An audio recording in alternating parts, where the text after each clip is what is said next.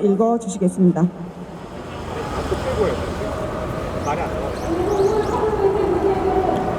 성명서 위안부 소재 게임 웬스데이에 펄스에 지원한 문체부의 각성을 강력 촉구한다.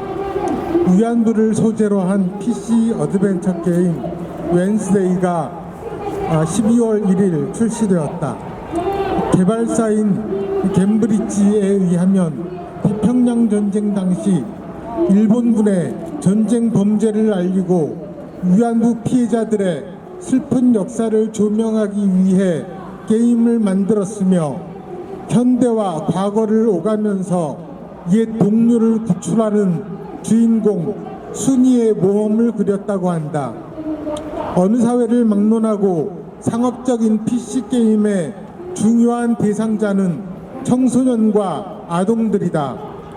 그러나 게임을 시작하게 된 배경을 보면 사용자들에게 과연 교훈을 줄 수 있을지 의문이다. 첫째, 개발사 측은 구일본군 위안부들이 여전히 일본 정부로부터 공식적인 사과를 받지 못한 채 일본 대사관 앞에서 수요 집회를 하고 있는 점을 이야기하고 있으나 이것은 사실과 다르다. 한국 외교부 공식 기록에 의하면 1965년 2월 20일 이동원 외무부 장관과 신하 외무대신 공동성명에서부터 2010년 8월 10일 강제병합 100년의 간 나오토 내각 총리 대신 담화, 그리고 2015년 8월 14일 아베 담화에 이르기까지 일본의 과거사 반성 언급 사례는 총 39회였다. 둘째, 게임 제작을 위해 참고한 것은 관련 주제의 학술 논문과 연구서, 신문 기사, 피해자들의 증언집과 영상 자료들이라고 한다. 기존의 위안부 관련 자료는 군수공장에서 일한 근로정신대를 위안부로 잘못 생각한 책, 목소리 없는 여성 8만여 명의 고발을 출판해서 이른바 14세 소녀 20만 명 살해 기원이 된 센다 가코와 제주도에서 조선 여성들을 강제로 끌고 갔다고 고백한 책 나의 전쟁 범죄를 썼다가 돈벌이를 위한 거짓말로 밝혀진 요시다 세이지가 있다. 또한 1994년 교회 여부의 인권상 수상소감에서 우리의 경우 14세에서 많으면 17세까지 10만에서 20만 명의 여성들이 정신대로 끌려갔다며 위안부와 정신대를 구분하지 못한 정대협 설립자이자 대표였던 윤정옥, 그리고 진술 번복으로 일관성이 결여된 다수의 위안부들의 증언 등이 그 기반이다. 따라서 게임 제작사는 보다 정확한 사실관계 확인을 위하여 최근에 디테일한 비판적인 연구를 참조해야 했으나 이것을 전혀 하지 않았다.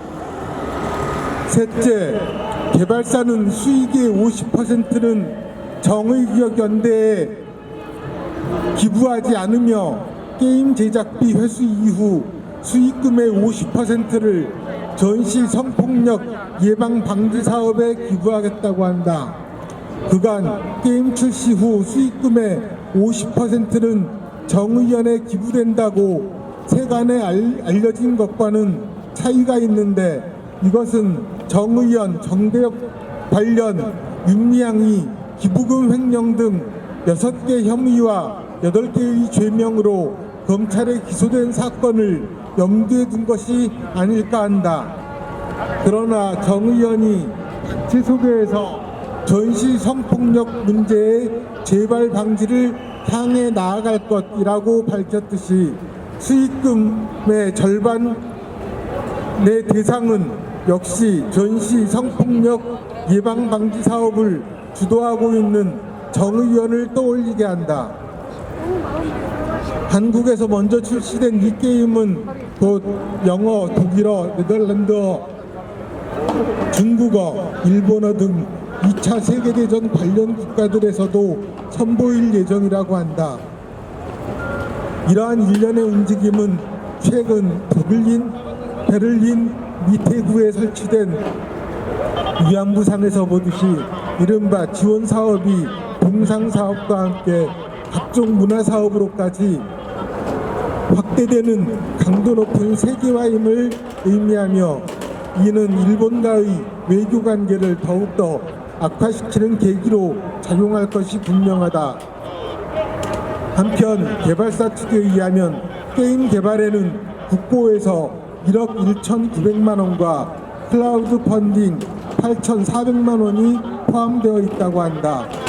이것은 세금과 소셜 네트워크의 후원이 투입된 공익적 성격의 게임이라는 의미인데, 이상에서 보듯이 게임을 만들게 된 전제가 잘못된 것이라면 어떻게 공공성을 담보할 수 있겠는가? 최근 한일 갈등의 쟁점으로 부상한 징용배상 문제에 대해서 한국 정부는 일본 기업의 선배상, 한국 정부의 후 전액 보전 등의 방안을 제안하는 등 뒤늦게 저자세로 외교 회복에 안간힘을 쓰고 있다. 물론 일본 정부는 1965년 한일 청구권 협정으로 배상 문제는 해결되었다는 기본 입장에 따라 응하지 않고 있다. 이런 상황에서 사실과 상당한 차이가 있는 많은 위안부 문화상품들은 민주적인 역사교육에 반할 뿐만 아니라 일본과의 외교에 참화를 부른다. 그럼에도 불구하고 이런 콘텐츠에 무슨 생각으로 혈세를 지원한 것인지 도저히 납득할 수 없는 한국콘텐츠진흥원과 그 상급기관인 문화체육관광부의 강력한 각성을 강력히 촉구한다. 2020년 12월 2일 반일 동상 진실규명 공대위.